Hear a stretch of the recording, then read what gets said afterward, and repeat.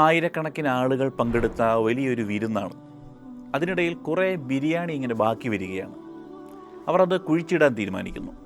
അതിങ്ങനെ കുഴിച്ചിടുന്നതിന് വേണ്ടി ഒരു അതിഥി തൊഴിലാളിയെ വിളിക്കുകയാണ്.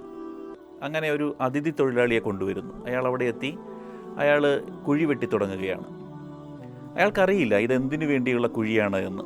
അങ്ങനെ കുഴി വെട്ടുന്നതിൻ്റെ ഇടയ്ക്ക് അയാൾക്ക് നല്ല സുഗന്ധം കിട്ടുന്നുണ്ട്. അയാൾക്ക് മനസ്സിലായി ഇത് ബിരിയാണിയുടെ സുഗന്ധമാണ്, ബിരിയാണി കിട്ടും. ഇതൊക്കെ ആലോചിച്ച് അയാൾ ഇങ്ങനെ കുഴി വെട്ടിക്കൊണ്ടിരുന്നപ്പോൾ ധാരാളം ചെമ്പുകൾ അവരിങ്ങനെ വരിവരിയായി കൊണ്ടുവരികയാണ്. ബാക്കി വന്ന ബിരിയാണിയാണ്. ആ കുഴിയിലേക്ക് ബിരിയാണി തട്ടിയിടാൻ അദ്ദേഹത്തോട് അവർ പറയുന്നുണ്ട്.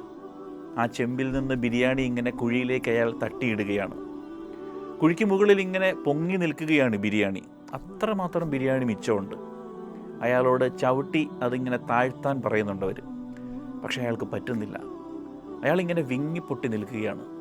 സങ്കടപ്പെട്ട് കരഞ്ഞു നിൽക്കുന്ന അയാളെ കണ്ട് അടുത്ത് നിൽക്കുന്ന ആരോ ചോദിച്ചു, നിങ്ങളുടെ പേരെന്താണ്? ഗോപാൽ യാദവ്. നിങ്ങളുടെ വീട് എവിടെയാണ്? ബീഹാറിലാണ്. വീട്ടിൽ ആരൊക്കെയാണ് ഉള്ളത്? ഭാര്യയും മോളും. മോളെന്താ പഠിക്കുകയാണോ? അല്ല, അവൾ മരിച്ചുപോയി.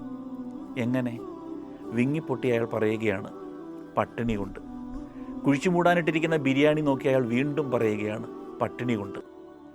ലോകത്തിലെ ഏറ്റവും വലിയ വികാരം അത് വിശപ്പാണ്.